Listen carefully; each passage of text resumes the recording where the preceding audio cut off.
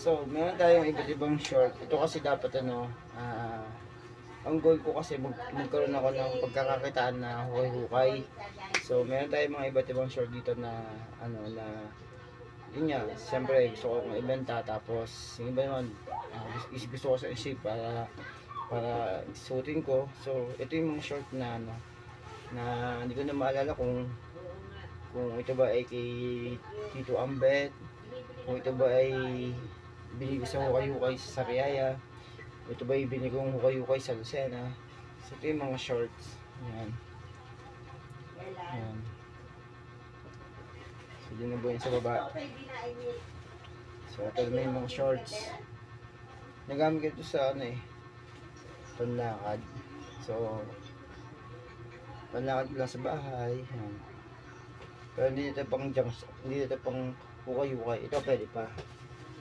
Kasi mga nakakita mo, may mga brand. So naman, bibigay sa kapatid kong lalaki, si Kate Topper. So, dyan natin siya ilagay. Ito naman yung short na pwede pang hukay-hukay. Yan. Ayun, susot ko to. Yan. So, papipiliin ko na lang si Topper kung ano yung gusto niyang gamitin na short. Yan.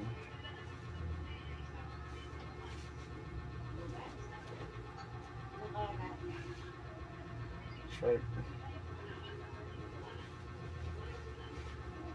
Shorts.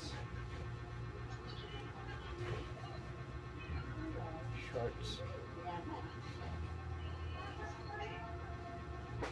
Ayan, another shorts.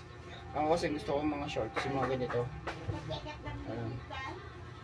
Alam mo bakit gusto ko ganito? Tsaka may ganito zipper. Kasi pag iihi ka, nakatali. Pwede kung dito mo, susungkitin mo na dito, parang ganito lang. Yan, susungkitin mo na lang, iihi ka na lang, hindi mo na si-zipper pa. Diba, pag si-zipper, baka baon pa. Yan, mabilis yan. Mga ganito kasi, maganda.